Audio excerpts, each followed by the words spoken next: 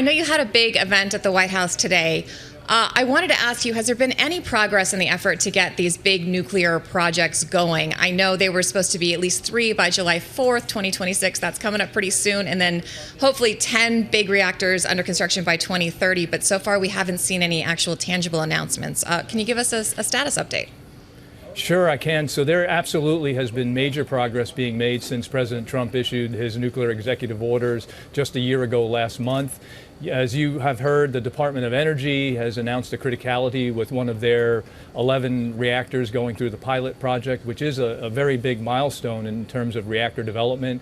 What the Nuclear Regulatory Commission is doing as the nation's nuclear safety regulator, we are preparing the licensing frameworks for applications for commercial deployment. So today I was at the White House here in support of an event that the Department of Energy is sponsoring to uprate the power output of America's existing nuclear reactors, and the NRC has a very critical role in doing that, and we are doing that to ensure that we're going to provide credible, predictable, and timely safety decisions so that we do not delay America's existing nuclear power plants in being upgraded to really meet America's urgent demand for electricity. So over the past 12 months, the NRC has taken some major steps to reform its licensing frameworks and how it conducts its safety regulatory reviews. We have actually renewed the operating licenses for 18 of the operating power reactors in the United States so they can continue operating for another 20 additional years. And we're expecting to receive more applications to increase the power outputs of the nation's reactors over the coming years. I want to talk to you about those upgrades first. So you're saying the power upgrades could add about 2.5 gigawatts of capacity by 2027 and about 5 by 2029. But you said the regulatory environment is increasingly central to the story. So does that mean that you are taking away regulations or lessening them to make that happen? How are you making this happen? And are you concerned that by streamlining some of those regulations, you might be taking away safety guardrails?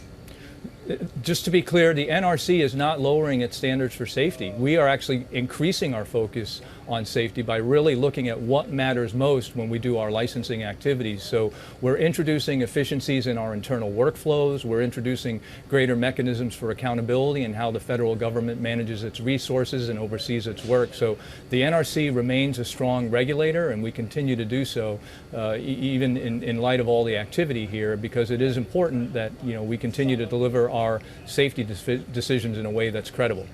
Chairman, what regulations did you need to streamline?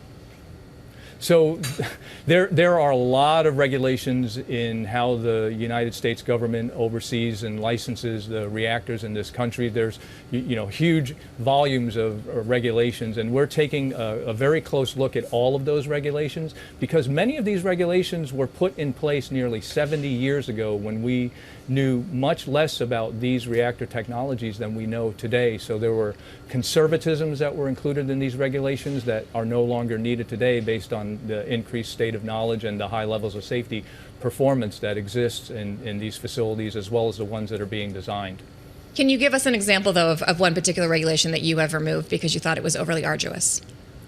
So right now we have not published all the draft regulations in the ones that we're updating here, but what I will say is that we did just publish a brand new licensing framework this past March that provides a licensing approach for any type of reactor that can be licensed in the United States. So the current regulations were really designed for the large reactors that are operating today. They are really not fit for purpose for the new technologies that are being designed. So just in last March, we introduced a technology-neutral licensing framework to provide a safety-focused review that can be done more efficiently. Chairman, there's been a lot of pushback from Americans on the build-out of data centers to power artificial intelligence. It's an issue I'm hearing that's going to be coming up during midterms. It's becoming increasingly more political. Do you anticipate that being an obstacle here to the build-out of nuclear in the U.S., the NIMBYism, essentially? Yeah, it's a great question. So as America's nuclear safety regulator, we don't really have any input into whether a data center is going to be deployed in any location in the United States. What our role is, however, is When an application for a reactor license to power a potential data center comes to the NRC, we are responsible for doing a rigorous safety review on time, on schedule, so we do not introduce any unnecessary delays in deploying the power. But as far as the decision to go forward with a data center, the NRC has no role in that. I mean, nuclear fusion and reactor technology has evolved, but the fundamentals of it haven't changed all that much at the larger sites anyway. You've got closed reactors, you've got open reactors, you've got light water, you've got heavy water reactors. Can you explain how these next-gen reactors work, how big they are in comparison to what we're used to seeing or thinking about? You know, we all think of Little Simpsons, giant concrete, cascade coffins over these reactors. Is that what we're talking about here, or is this something completely different? We are talking about so many different designs. Today's fleet of 94 operating reactors are what you can consider large light water reactors. These were technologies that were developed in the 1950s and 60s and brought to America's grid through the 70s and 80s. The reactors that are being looked at today are much different than that. They use coolants that are not light water. They use other types of coolants such as high temperature gas or a molten salt. They come in different sizes, large, medium, small, and even micro reactors. And when you think about a large reactor, think a gigawatt, right?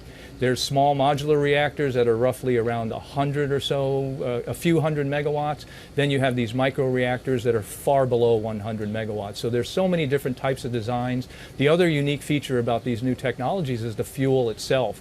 These advanced reactors are using different fuel types, using different manufacturing processes to create these fuels. And all of these reactors that are being developed now use what is called passive safety features, so that you don't have to rely on very specialized systems or components to respond to any type of event in the reactor. And the fuel themselves are actually much more tolerant of severe conditions in case something happens inside the reactor.